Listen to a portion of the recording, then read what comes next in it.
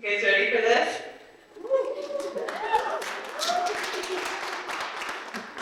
Hello and welcome to all of you. We are so excited and thrilled to have you all here. I'm actually really overwhelmed by the amount of support that we have. This being our first year, and we're very few in numbers right now, and so it's pretty exciting to have everybody here supporting us. It just means so much to me and to each of these students who have worked really, really hard this trimester. Tonight, we are going to have the opportunity to hear from four groups of students who are willing to be my guinea pigs and take this class. They really weren't sure what they were going to get into, and I'll be honest, I wasn't exactly sure what the class was going to look like when we put it on the class list last spring. Each of these groups spent the trimester researching a specific pertinent topic that was interesting to them, and they spent lots of time putting together these projects, and I'm just so extremely proud of all of them. I know that they're nervous tonight, so please show them some respect and maybe turn off all your devices, or at least silence them, and refrain from whispering. And I just first want to kind of give you guys an overview of what this class is and explain some of the goals that we have in this class. So when I was in high school, I took a class really similar to this one, and I absolutely loved it. I learned more in that class than in probably all of my other classes combined. And I still remember so much, and a lot of what I teach comes from that class, which was 20 years ago.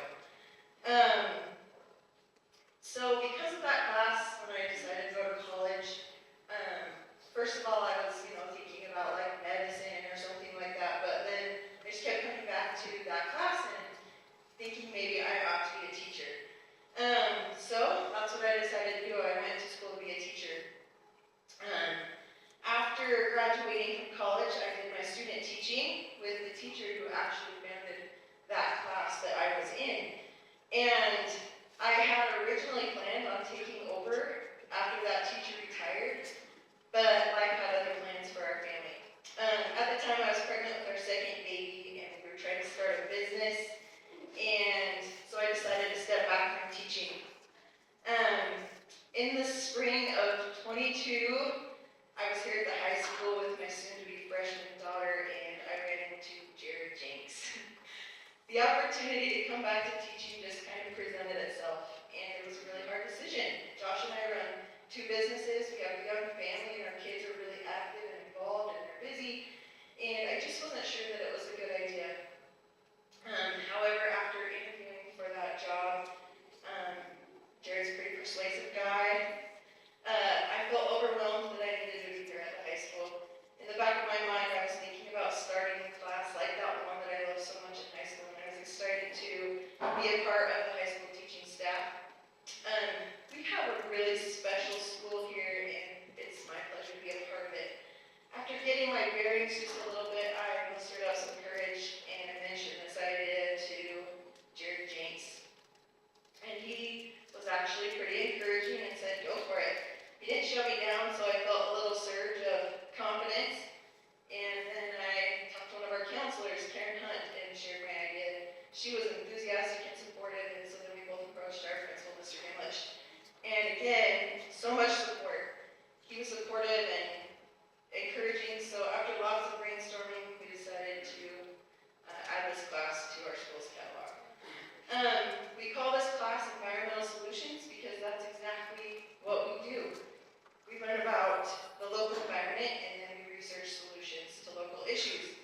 I truly believe that so much can be learned in a classroom, but so much more can be learned outside of that classroom. This class gives students the opportunity to get outside and do hands-on work. They learn to think, they problem solve, they see things, they do things, and they understand things.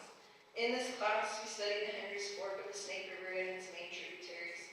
On these waters, we did chemical testing, biological testing, and physical testing. We took all these stats and analyzed the data to determine the health of our local watershed. The students also learned about the geology of our watershed. They learned different flora and fauna, and they learned about the delicate balance of our local ecosystem.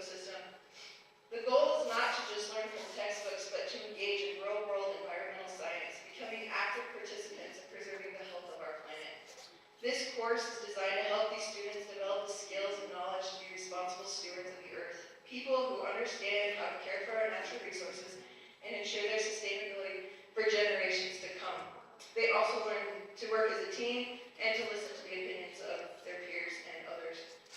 I want to take some time and acknowledge the members of our school board here with us tonight, our administration, other teachers and school staff. Thank you guys so much for taking your time to be here tonight. We appreciate everything that you guys do for our school. And I also want to thank my fellow science teachers.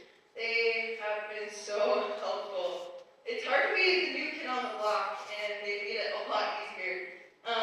They've just been so kind and supportive. It's awesome. And you guys, thank you. We have the best department here at Sugar Salem.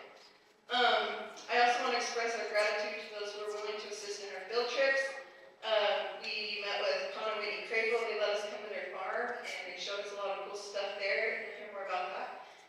Jared Gunderson is the director of the Rexburg Wastewater Treatment Plant, and we went on a field trip there, and after some of our students started putting their presentation together, they realized we better take a second field trip to the wastewater treatment plant so they could listen a little better this time. So they were awesome, let us come on more than one occasion to tour their plant.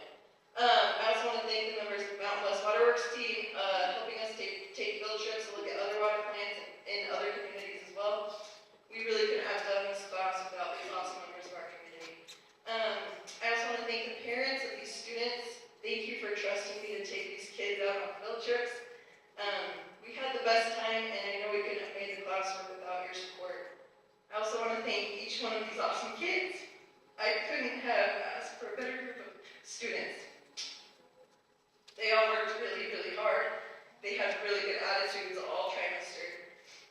They've been flexible and fun, and they have made the class a success. I also want to thank Josh, Maddie, Clay, Avery, and Wyatt. My husband and kids have been extremely supportive and encouraging.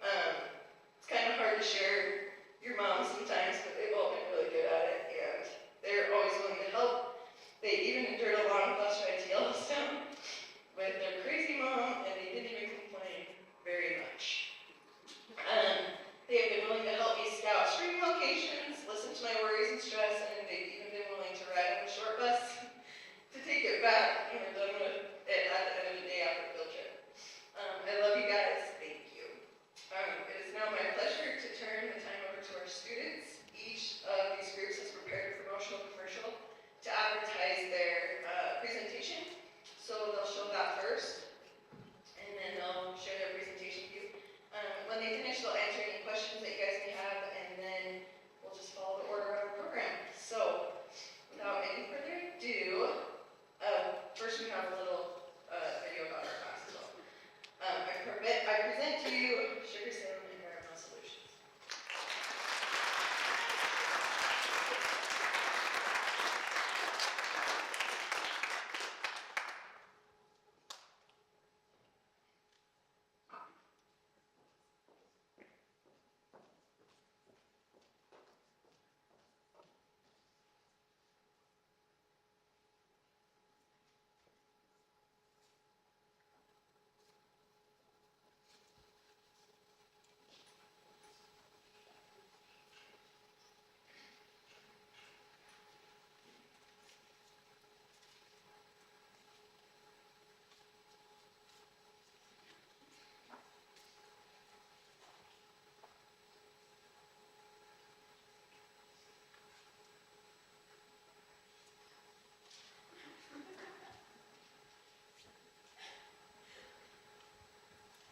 MG's and class.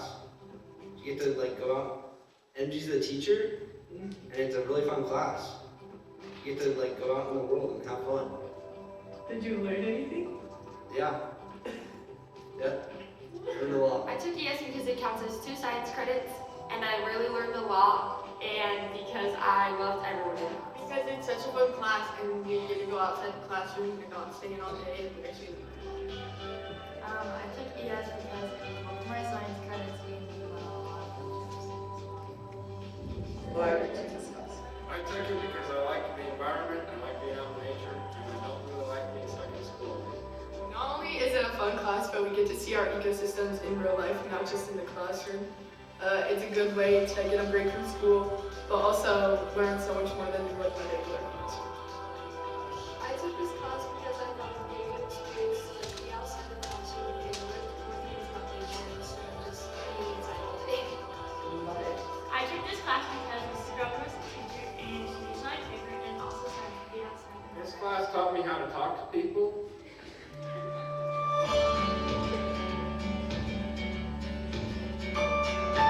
My favorite field trip was Robinson Falls because it was super fun and it was so pretty and it was just like a really funny car ride because it was super bumpy and the bus is a goat. Was going to the Teton Dam and learning about what people had to go through back in the day. The trip was the overnighter because it's really fun to go see lots of different animals and different geological features around the area. And it was really fun to see all the otters swimming in the wildlife preserve that we went to. The trip was the overnighter and also every field trip that Papa Josh came on. It was the overnighter because we got to see all the cool, pretty places in Yellowstone, and we went to the movies, and we saw the and really cool places in this one. My favorite field trip was probably the Rexford wastewater treatment plant because I always feel like there's a piece of me left behind there. Shout out to my guy Jared and Ray, and I actually really like going to these falls now because we went with Papa Josh and it was so fun. My favorite field trip is when we went to the Teton Dam because we got to hear all like the stories from when the dam broke.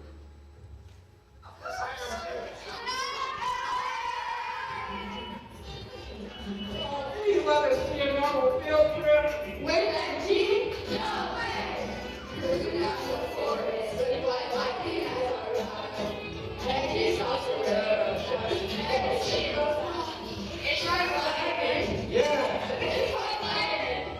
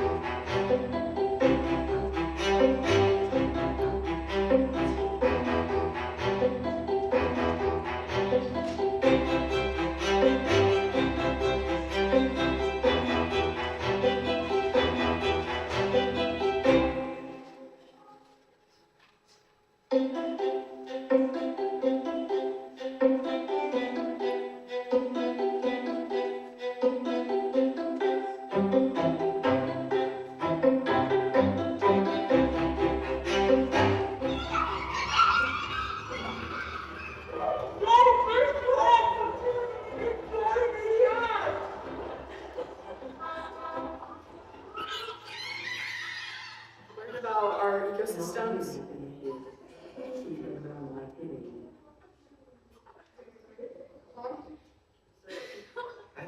It's something fun in this class.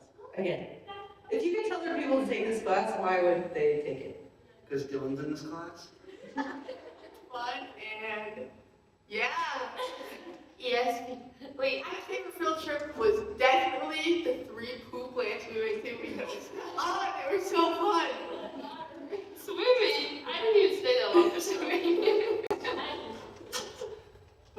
ask you the question again? Was the overnighter because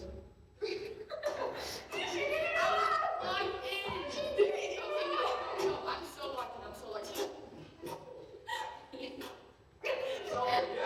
I just go with bloopers. I took this class because Mrs. Grover was the teacher.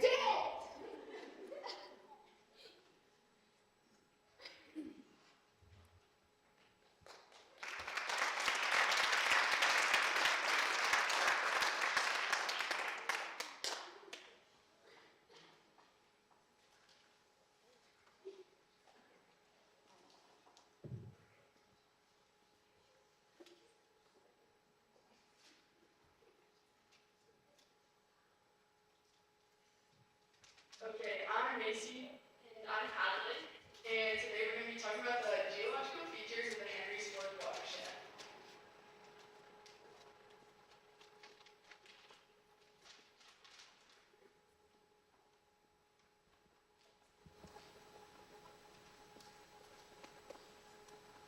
Before environmental solutions, the only way we could see these landmarks was through textbooks and online sources. Now, with environmental science, we are able to see things in color.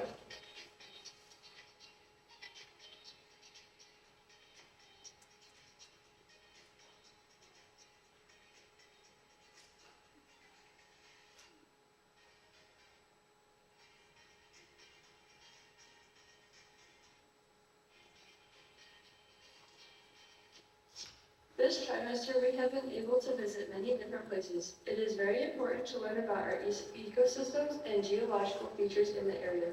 In this presentation, we will be talking about a few of these beautiful places that we visited. We are here to take this class and we will be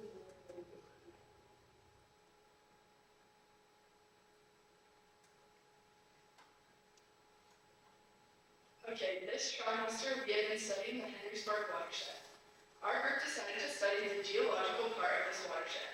We have been to several creeks and rivers and a few mountains where we have seen the different impacts that have been caused by these subjects. In this presentation, we will discuss the geological features of Mesa Falls, our mountain, Yellowstone, Island Park, Teton Dam, and other streams and rivers. So Mesa Falls. Mesa Falls is a beautiful place that has two waterfalls located on the Henry's Fork River. The area is surrounded by trees and rock formations called tuff. These falls were formed by the river running for millions of years, causing a cut that kept growing and growing until the falls were formed. It is also on the edge of the Island Park caldera, which could have also helped with the formation of the falls. There are many types of igneous rocks throughout the falls that are millions of years old, getting carved away by the water. These are the last prominent falls on the Henry's Fork River as well. The falls are a great place for many animal species or even plant species. Some of the plants that we learned about at Mesa Falls were the Douglas fir, lodgepole pine tree, hawthorn, Rocky Mountain sumac, red dogwood, and the currant bush. These are only a few of the vegetation that we learned. And then the first picture is of Upper Mesa Falls, and second, it's the river after the falls, and then the last is the Lower Falls. Next, I'm going to be talking about the R Mountain. Around 10,000 years ago, our very own R Mountain erupted. This volcano has not been active since and will probably never be active again. Another word for this is dormant. Throughout the 10,000 years, the volcanic plate has shifted many different times. It now lies on the Yellowstone caldera. Now that the volcano is dormant, it is known as a great hike or view. But have you thought about why it looks the way it does? The R Mountain has many different rocks, plants, and animals that all have to do with the past lava flow in the area. The majority of these rocks are igneous rocks, which are a result of molten lava drying quickly. Sagebrush and juniper trees, which are a desert plant, mainly grow in this area due to the lack of water in the soil. Although a desert plant, it is able to withstand the harsh climates because of its long roots, which help gather water and keep the plants stable throughout wind and snow. The soil is made up of broken igneous rocks, lichens, and mosses help the rock turn into soil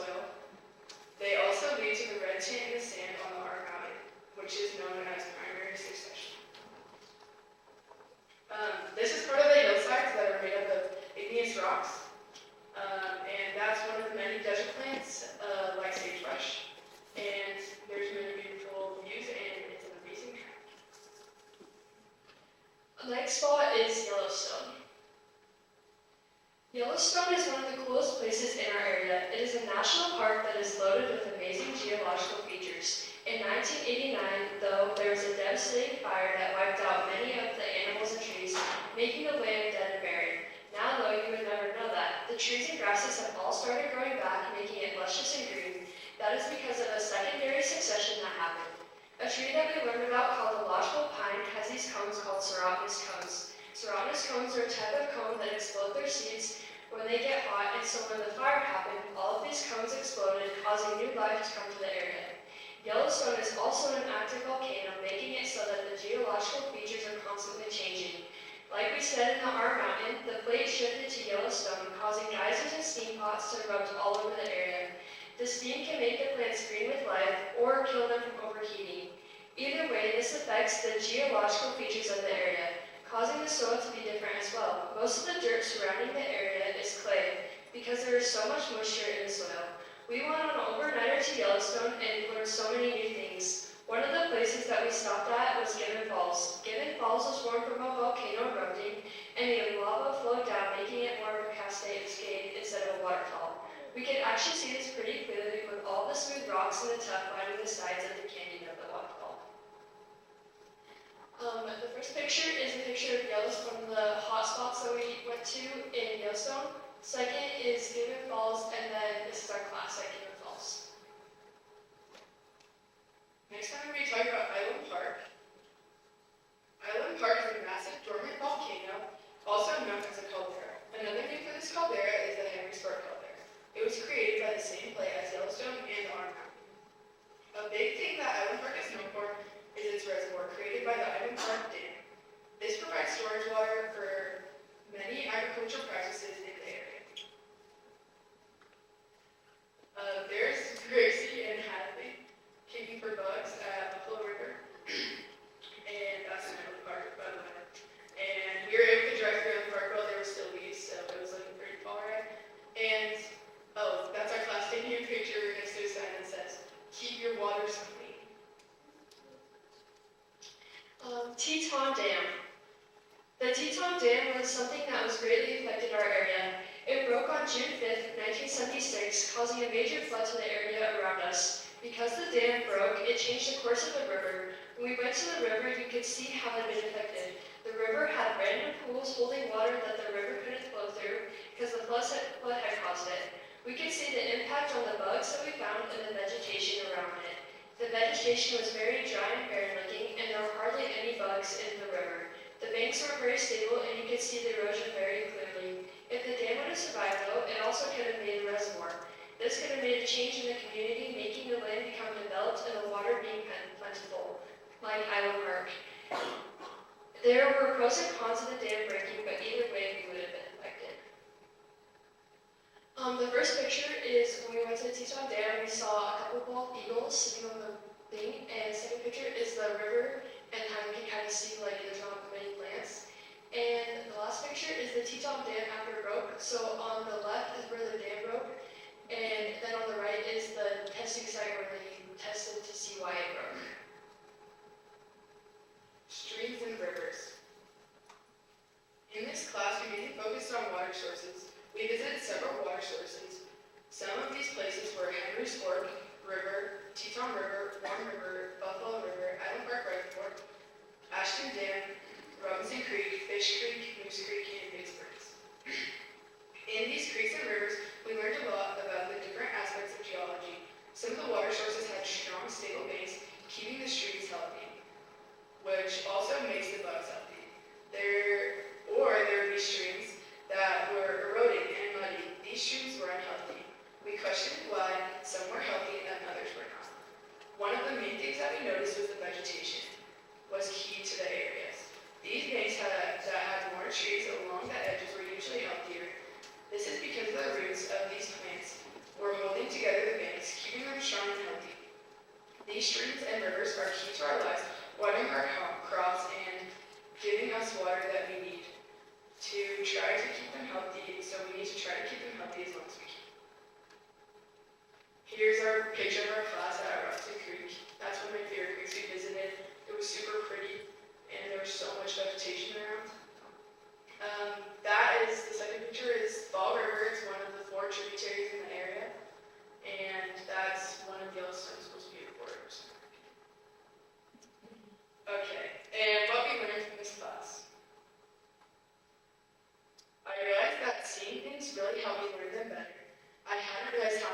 until I was writing about all these different places we were studying.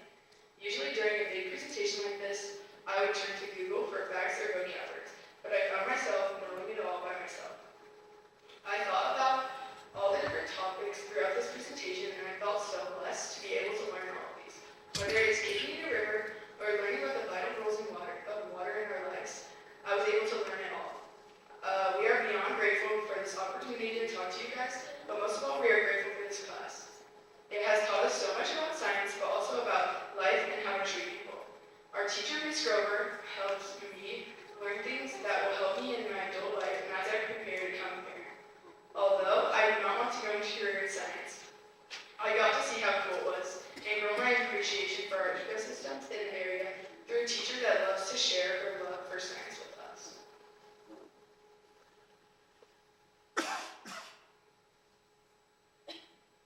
Any questions?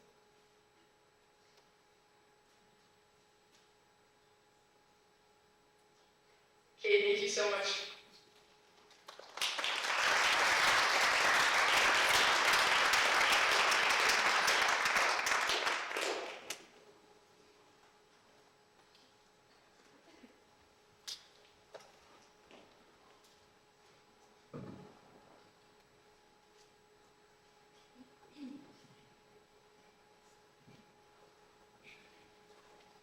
Okay, so first off, we were asked to make a video commercial, like, explaining what we're talking about in our presentation. In the heart of the Hendersonville watershed, where the rivers meet the land, the health of our environment is woven into the fabric of our community. From the soil beneath our feet to the crystal clear streams that nourish our lands, agriculture in the Hendersonville watershed thrives in harmony with nature. Ranchers and stewards of the land are working every day to ensure that our food is grown with care, using sustainable practices that protect the watershed for our future generations. Healthy agriculture means healthy water, clean rivers, thriving wildlife, and vibrant ecosystems. And when the watershed thrives, so do we. How does all this agriculture affect our environment? What effects does it have on the local watershed? Join us to find out how farmers protect our local watershed.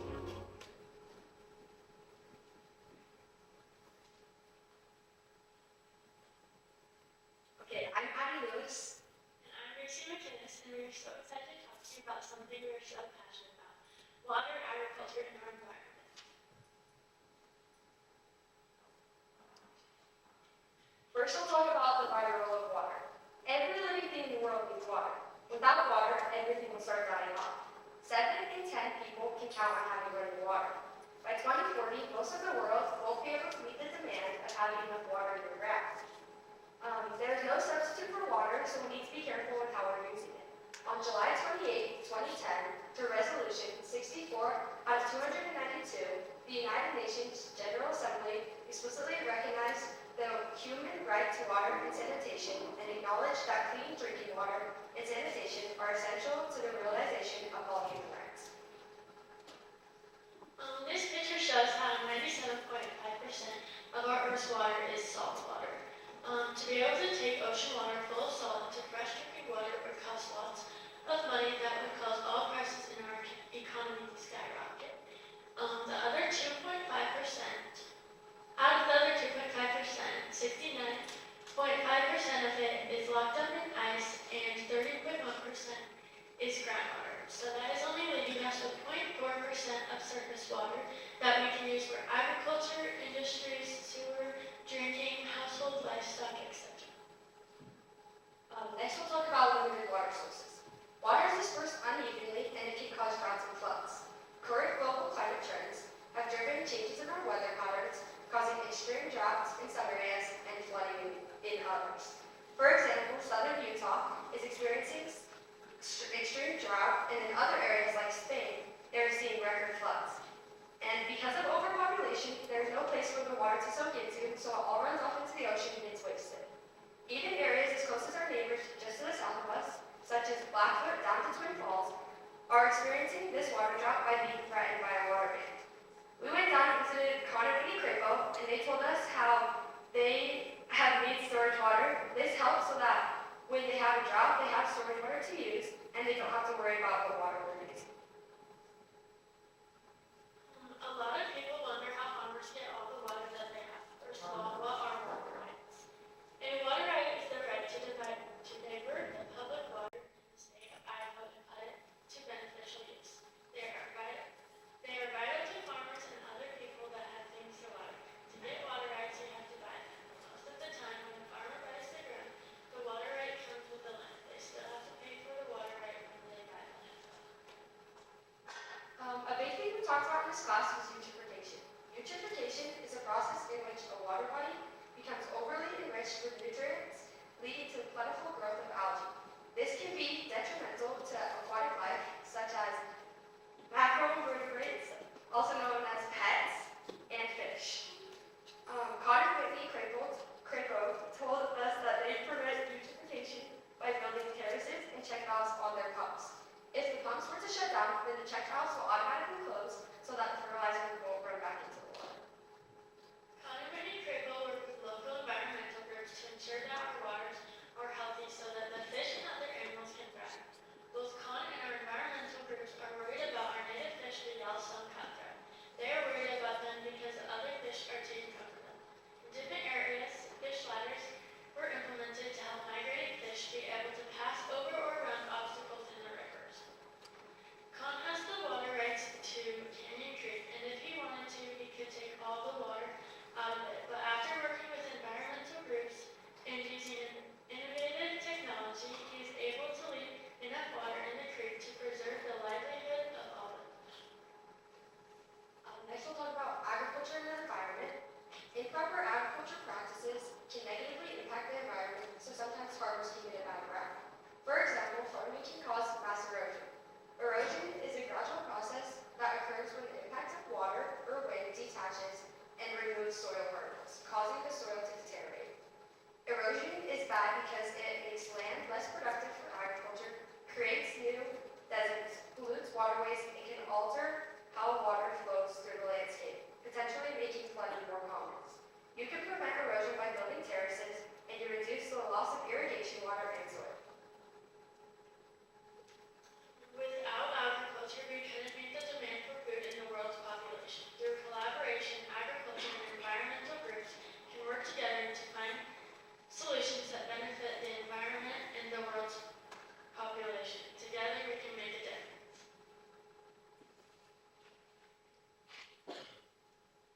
Overall, this class has helped us be able to learn so much more than sitting in a desk.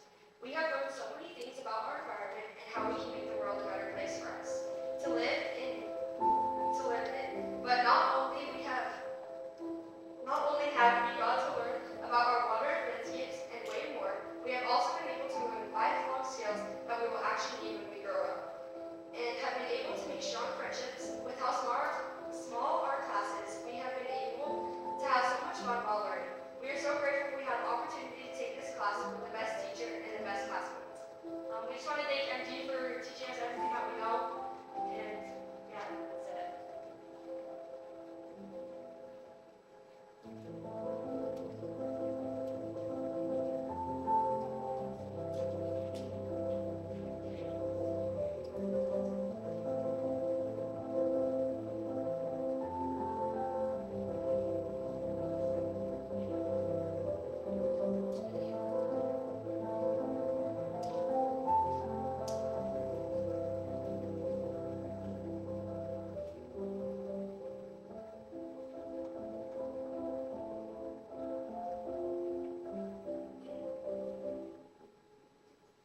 Any questions?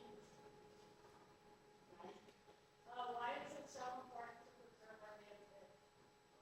To preserve the biodiversity of our watershed. Any more questions?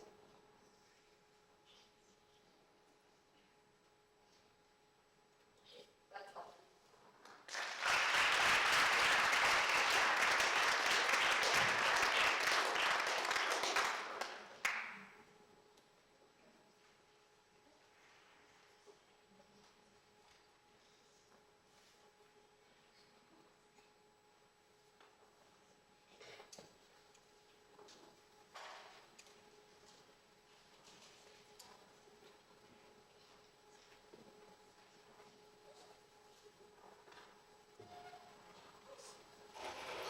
ever wondered what's lying under the surface in the water of our rivers and streams across Idaho?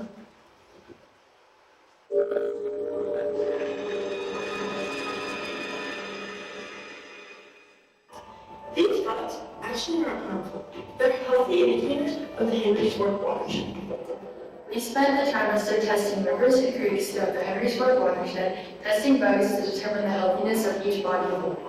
Most of the time, you can't even see these bugs. They're completely hidden under rocks and gravel, so there's no need to fear the next time you're in a creek or river.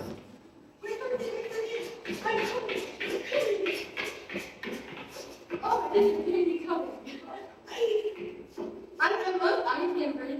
Join us on November 20th at 7:30 in the high school auditorium, so you can learn more about the bugs surrounding rivers and creeks. Hope to see you there.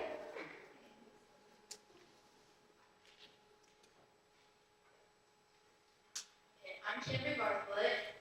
And I'm Emma Howard. So during the trimester, we were able to go to different creeks and rivers throughout the Henry's Fork watershed to test out their health. When we tested their health, we looked for different bugs, also called microinvertebrates or pets for short, throughout the rivers. And so we're here today to teach you about pets and why they're so important to history and stuff. Okay, so what are pets and microinvertebrates? The definition of a macroinvertebrate is any animal lacking a backbone but large enough to see without a microscope. They can differ greatly in physical appearance, anything from color, shape, size. I didn't know there were that many different types of bugs until I got into this class. The main pets we have been looking at and trying to find are mayflies, stoneflies, caddisflies, and aquatic worms. We put these pets into 4 different groups. Plecoptera, which are stoneflies, Ephemeroptera, which are mayflies, Trichoptera, which are caddisflies, and the other group is other, which is going to be your aquatic worms and any other bugs you find. So first off, we have peas, like Emma said, it's Plecoptera. And so how we determine is they swim like a fish, so they're going to swim side to side like this. They have 2 to 3 thread-like tails, and they have gills under their legs. And so that picture is just dichotomous key, so we use that throughout the trimester to help us determine which bugs are which after we're counting them. These are your Ephemeropteras. We learned that they have 3 thread-like tails along their abdomen, and one thing I learned is that when we went with Madison's ES class on one of our field trips, they taught us that they swim like dolphins, and dolphins go ee, and so it's E for Ephemeroptera.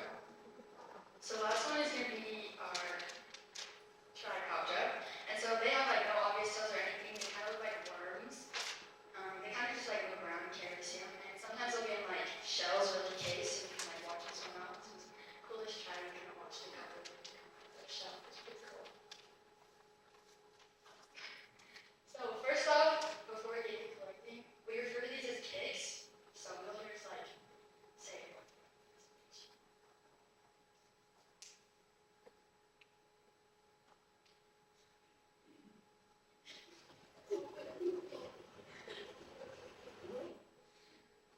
So that was me and Macy performing a kick in Buffalo River, actually. So the first step for performing a kick is you're gonna find a river creek to test, and like I said before, all the rivers and creeks we tested were mainly in Henry's Fork watershed. Okay, the next step is you and another person are going to grab your net and your waders, and you're going to get into the river. So here are our net and waders that we use. So you put them on. You hopefully don't fall into the river. We've only had a couple accidents. But, so yeah, there's that. Okay, and so once you get in the river, you're going to find an attachment site where the pets are going to be. So most of the cakes we did were in the middle of the river where there were riffles. But other places where pets will attach themselves to are woody debris or submerged vegetation or undercut banks. Okay, so you're going to stand about as far apart as you can camber, and you're going to stand downstream so that they can start kicking, and then they will also grab the rocks and start trying to get the bugs off of them and into the net so you can catch as many bugs as possible. Okay, so your last step is you're going to take the net to the rest of your group on the bank. And so while you guys are doing the kicks, you're going to get 2 trays, and I'm going to fill both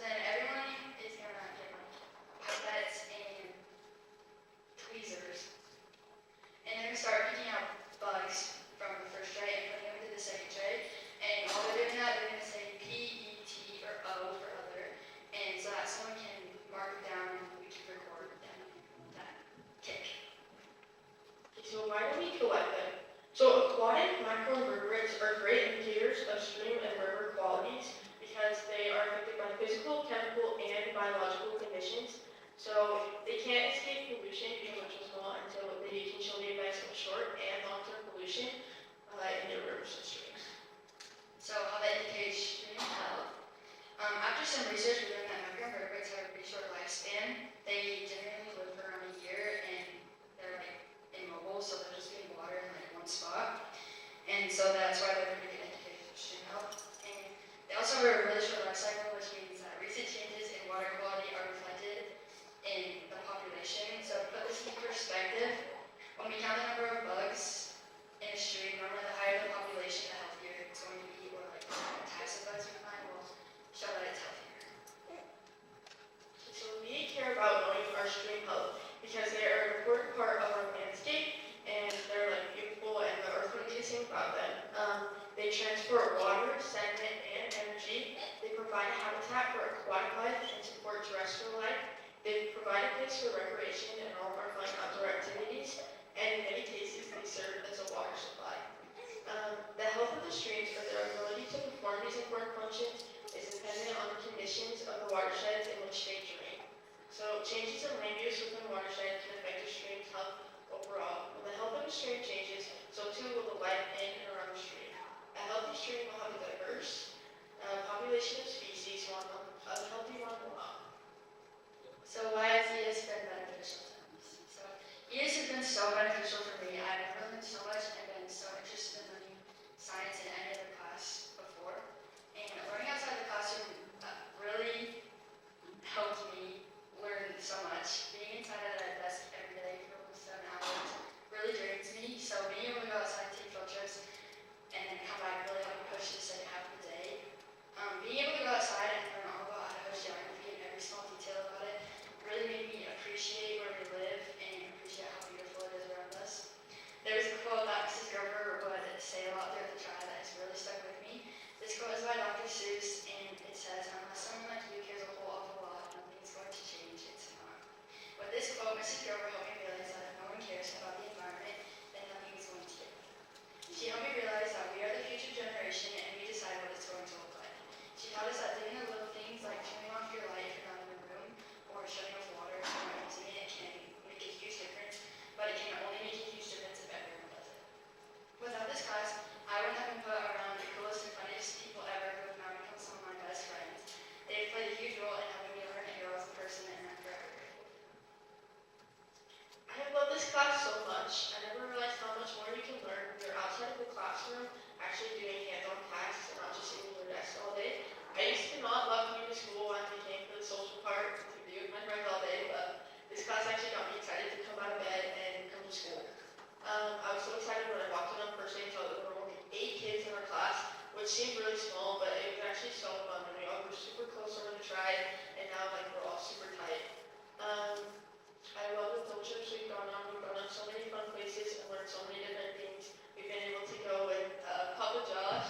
It's been so fun, and it's just been such a fun class. And it's really changed my view on the world, my perspective as I see the world. And like I've seen so many different places around here that I never had seen before and I didn't even know existed. And it's really showed me that the world is really big. So I'm so grateful for this class and all the fun adventures we've taken.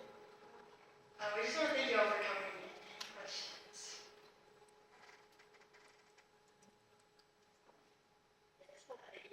What out of like P's, E's, and T's, which one do you find the most of? I really find peace the most.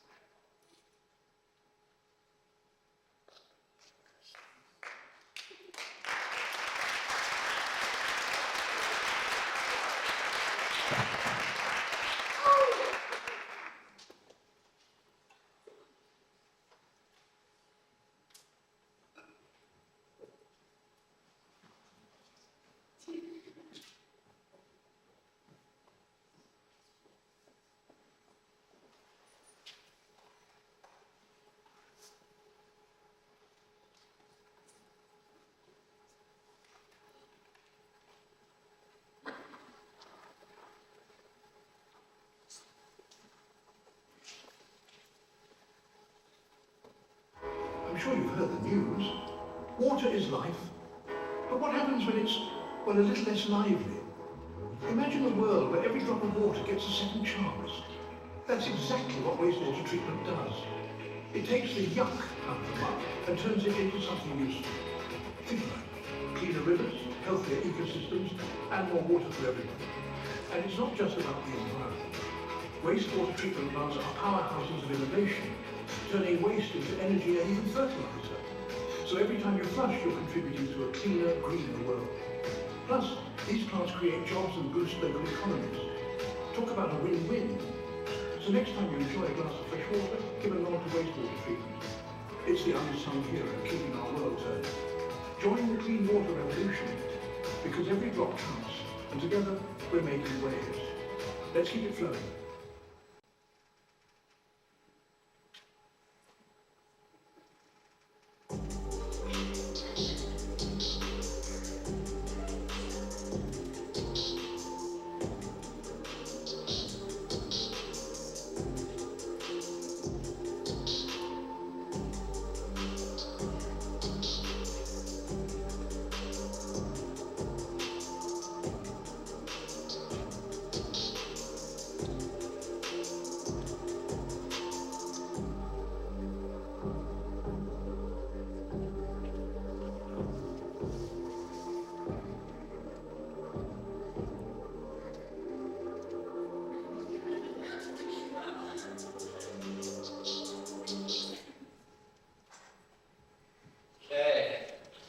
Hello everyone, my name is Ian Gray.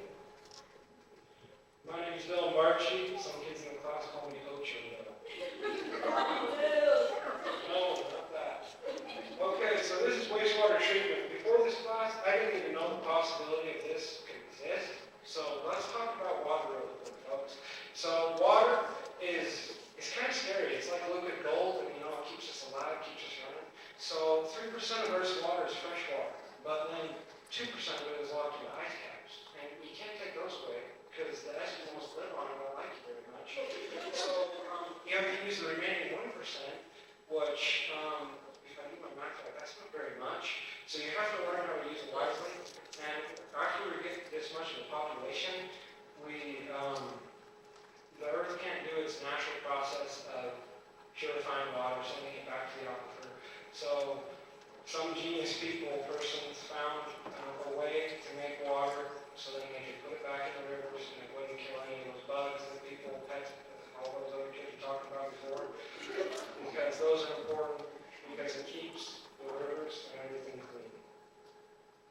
Okay, so the first step of wastewater treatment is the influent ditches. So the example in the picture, that's Rexburg, and Rexburg wastewater treatment takes Rexburg, Teton, and sugar. So it takes them quite a bit.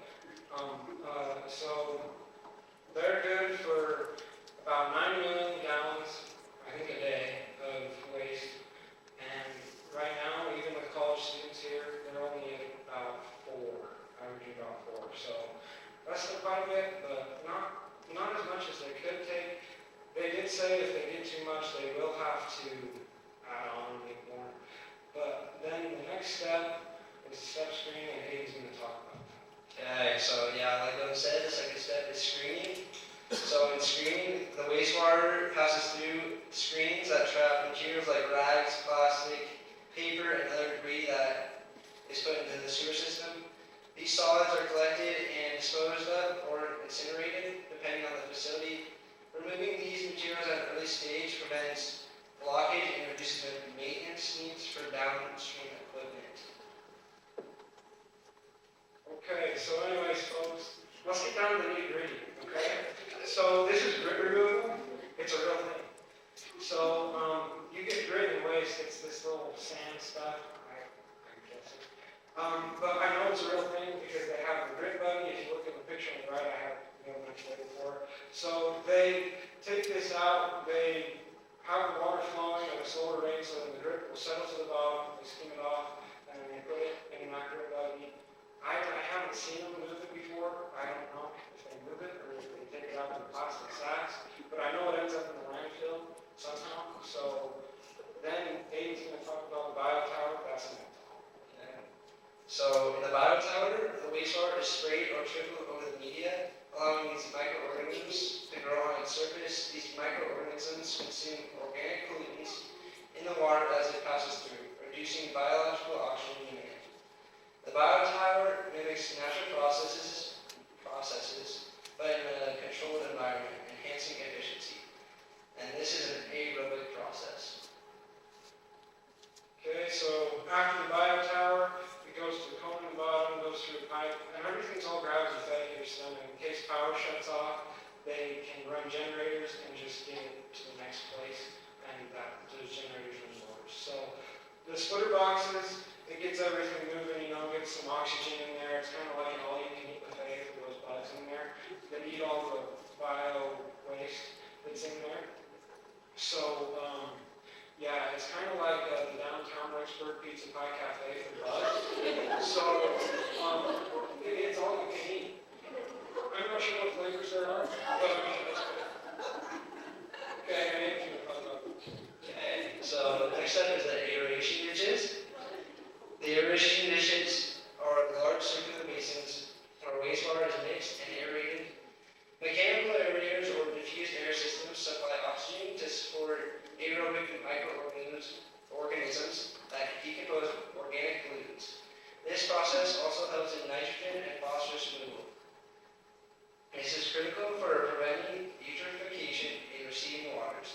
In the aeration ditches, the water gets more exposure to the microorganisms.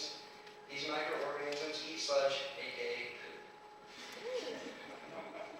Okay, so we go to another splitted box. Yay!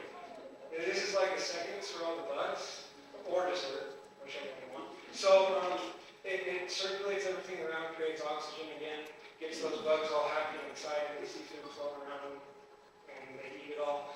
And what's important about these is that, yeah, the bugs have room to eat it, and it lessens and lessens as it goes through these processes, because eventually we're going to be putting it back into the rivers, and that leads to everywhere. Okay. So the next step is the clarifiers. And in the clarifiers, wastewater is allowed to sit in large tanks, enabling solids to settle at the bottom as sludge. Light materials like grease and oil float to the surface and are skimmed off. The clarified water is collected from the middle layer and sent to the next stage. Sludge is pumped out for further treatment, such as digestion or dewatering. These clarifiers are often 12 feet deep. When the sludge gets too deep, they have to shut down the clarifier and send the sludge back to the aeration ditches or to waste.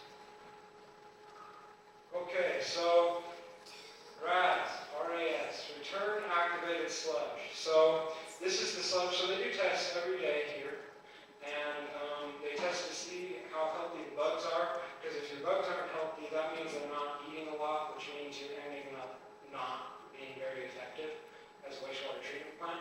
So they have to make sure that bugs are healthy and are eating.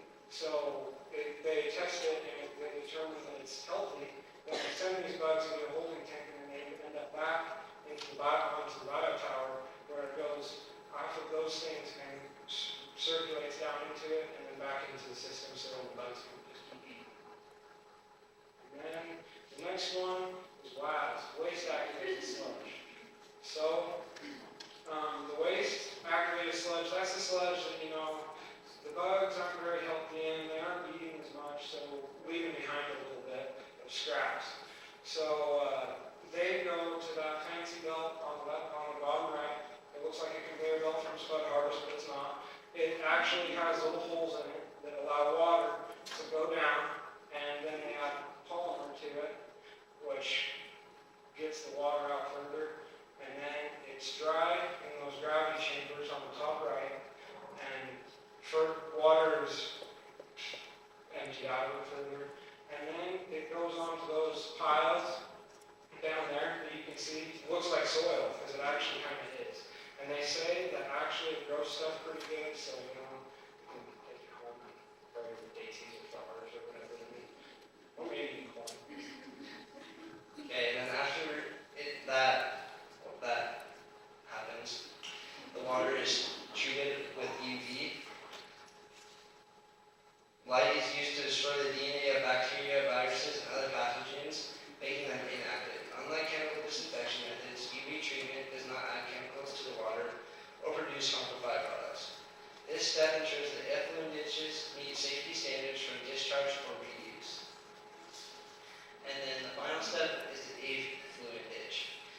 The effluent ditch releases the water back into the environment, and the water is released into natural bodies of water such as rivers,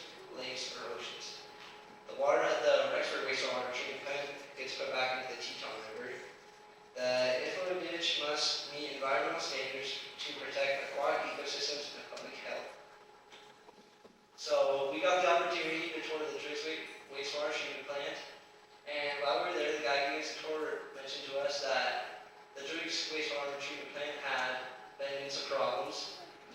The Driggs wastewater treatment plant is being sued by the federal government for dumping toxic waste into a nearby stream.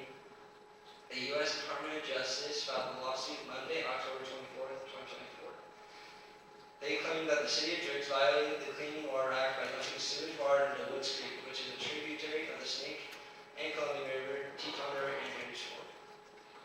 The dumped water had high levels of E. coli and ammonia, which are linked to killing aquatic life and causing intestinal and brain damage in humans. The lawsuit claimed that since 2015, the illegal dumping happened more than 2,600 times. If the lawsuit is successful, Driggs will be on the hook for more than $160 million in fines. What can they do to fix this? On Tuesday, November 7th, Driggs City Council accepted the draft analysis for a new wastewater treatment plant that will utilize a more efficient living biological process in order to mitigate ammonia discharge issues. The estimated cost for this new treatment system is $25.5 million, and if the plant is fully approved by the IDEQ, the design and construction process would take 2 to 3 years until full completion. Interim process is proposed to be in place in about 15 months, costing $6 million. And here's the new design. The new design includes a lot of new systems to make sure the plant runs smoothly and is following all laws and regulations. Okay, and I just wanted to end and say I'm so thankful and grateful that I was able to take this class. I am truly grateful for everyone in this class. I couldn't have asked for better classmates. I also want to thank Mrs. Grover. I'm glad I got the coolest teacher in the school to teach me. And I couldn't imagine this class without any of you in this class. So thank you for making this the best class ever. Any questions, comments, concerns?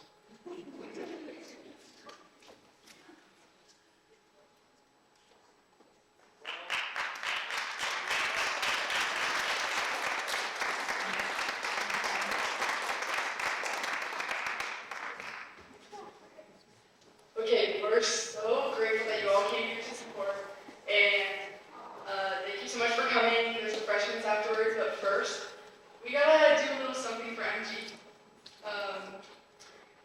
We love her so much, and we're so grateful for her, and we want her to come up here because we have a present for you. But it was her birthday yesterday, and we spent all day doing stuff for this. So we thought that we'd give her a little present and say thank you for being our teacher. You gotta come stand in the middle of MG while we all flatter you. So we're gonna go in a line and say what we love about MG. Also, she's called MG because it's short for Miss Grover, by the way. If any parents didn't know that, she's cool like that. Let us call her nicknames. My favorite thing about MG is that she's so kind to everyone, and any kid that walks into her classroom is always welcome there. And yeah, I just love her. I'm gonna cry. My favorite thing about MG is probably always having a positive attitude, helping us with everything that we help with, just always being there. My favorite thing about MG is probably that she taught us more than science. She taught me how to be a better person and just kind of love everyone, and I'm so grateful for her. What I love about MG is she puts up with all my crap. And sometimes I may not want to do my work, and I just ask MG to do it for me. And she's just always there to help me. She doesn't do it for me, but she helps me with it. So thanks, MG. And my turn. Okay.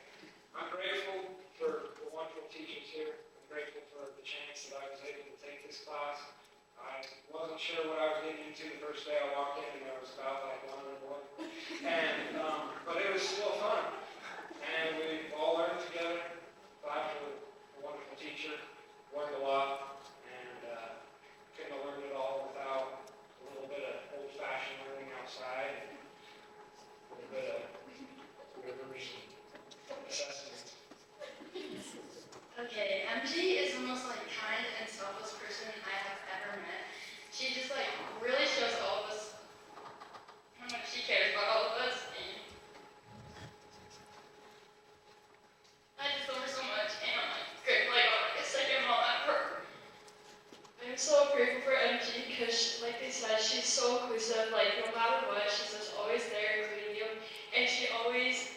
watershed party? My camera said she's like a second mom to me, and I'm always going to talk to her about it.